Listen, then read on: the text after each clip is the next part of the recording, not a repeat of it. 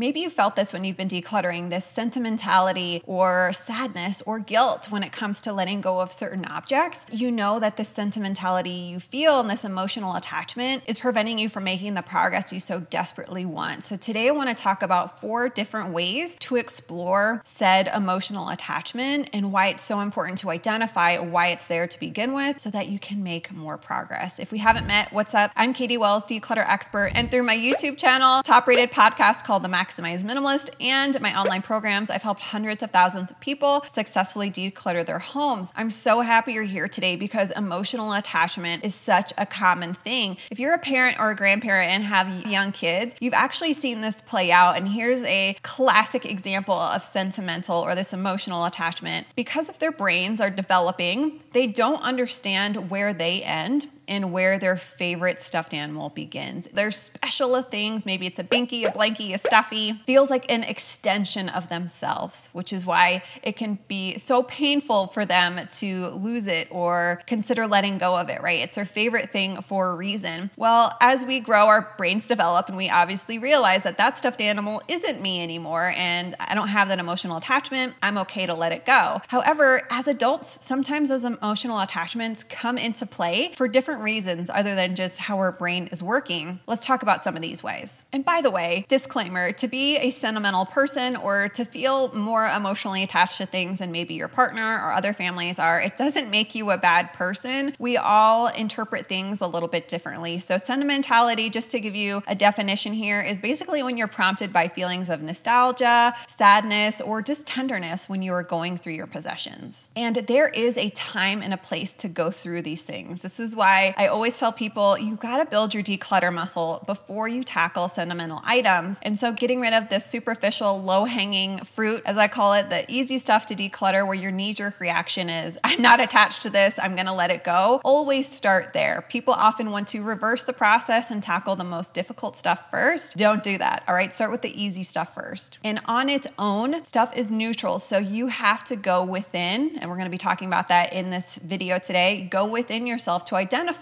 why that emotion is there to begin with, because that's going to impact your ability to either let go of it and continue to make progress, or potentially it could keep you stuck if you're never able to bring awareness into that. By far, the most common reason I see people have this sentimentality and emotional attachment is actually not because they want the object or because they love the item or because it sparks joy or sadness or whatever it is. It's often rooted in guilt. Guilt that I feel like I should keep this. Guilt that I feel like if I get rid of this, I'm a bad person, right? I should want to keep this. And so that could play out like an example I have was my grandma's dishes. I got some beautiful dishes from my grandmother that I inherited after she passed many, many years ago, and I had no use for them. I was in my 20s. I certainly didn't have a use for them then, and I don't now that I'm in my 30s. And so I had this narrative in my head. Anytime I'd go to that box to potentially see if I had the strength to declutter and donate some of these things, and I always thought, I feel like I'm a bad granddaughter. I should want to keep them. So my advice, if you felt this, is for you to ask yourself, if I were free from guilt, would I still keep this? It's a powerful question to ask. So ask yourself that next time you're going through that box of things that you just know deep down you're keeping out of guilt and less out of sentimentality. Number 2 is identity. Often our emotional attachment with stuff is rooted in identity. Maybe these things you're going through in this box remind you of an identity you once had, you hope to have in the future, one that you had and maybe wish you didn't have. When we go through these different identities and seasons in life, there's often this co-meshing that happens between us and our stuff. Maybe you felt this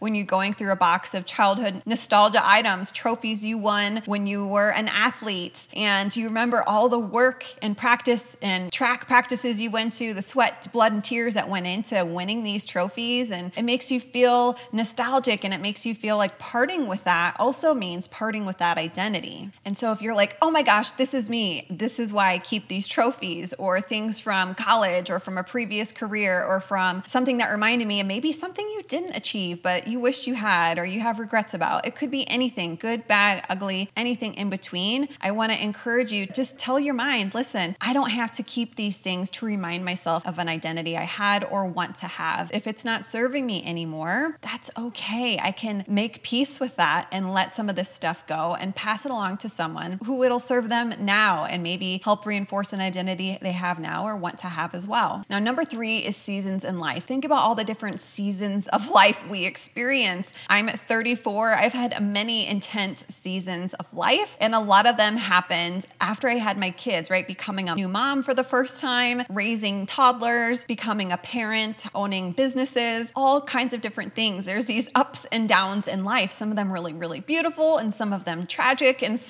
a lot of in between. And with these different seasons in life, there comes these intense emotions, right? The good and the bad that go with your season in life. Sometimes our things can represent or remind us of that season in life and make it harder to part with, whether it was a good season or a bad season. And if you're a parent, you might relate to this. Maybe your kids are grown, they don't need their baby stuff, they don't need their crib anymore. But for whatever reason, it can feel like such a challenge to tackle those things and to consider donating them because it feels like it represents and it reminds you of that season in life. And oftentimes when we're reminded of that, we're flooded with a lot of similar emotions. And again, I want to address that these can be positive or negative. It doesn't matter if we're flooded with those emotions, good or bad, it can still make it really difficult to let go of. So even though you might not feel tenderness about your child's crib, when you open that closet and touch it or pull out those binkies or onesies that your child used daily many years ago, you're often flooded with those same emotions when you touch it and see it. And then all of a sudden it becomes much more difficult. And I'm going to give you a really quick tip here. One of the most famous tidy experts and declutter experts in the world is going to be a little bit shocked by this because I'm going against her advice. So Marie Kondo, I love her. She's helped millions of people, but she does encourage you to touch everything as you go through it. And once you touch it and you decide if you want to keep it or donate it, you say,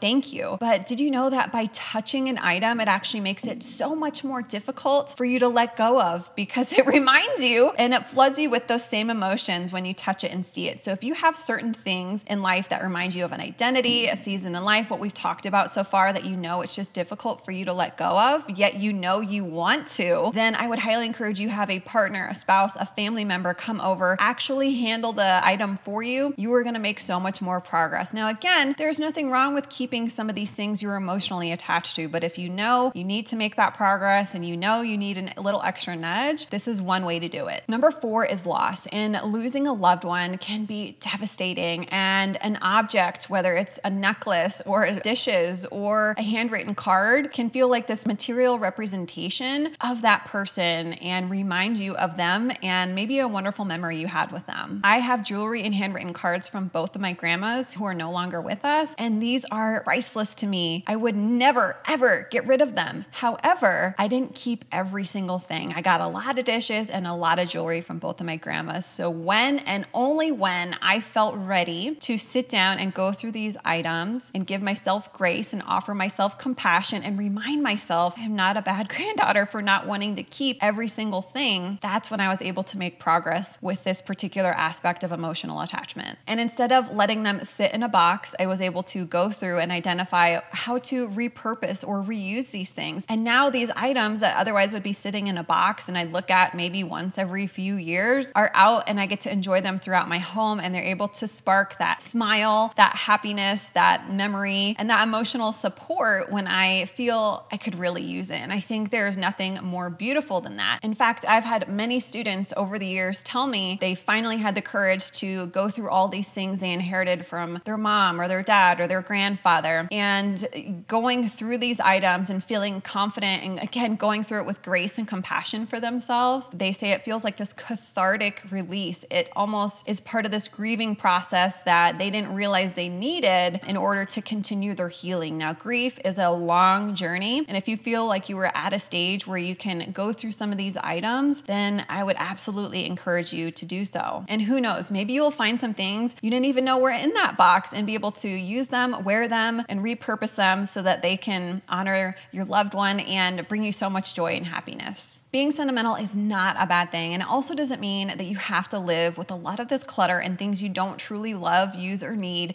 forever and be stressed out by them. Maybe you're feeling overwhelmed and don't know where to start. So click the video on your screen right now so you can learn how to get motivated to declutter even when you don't feel like it.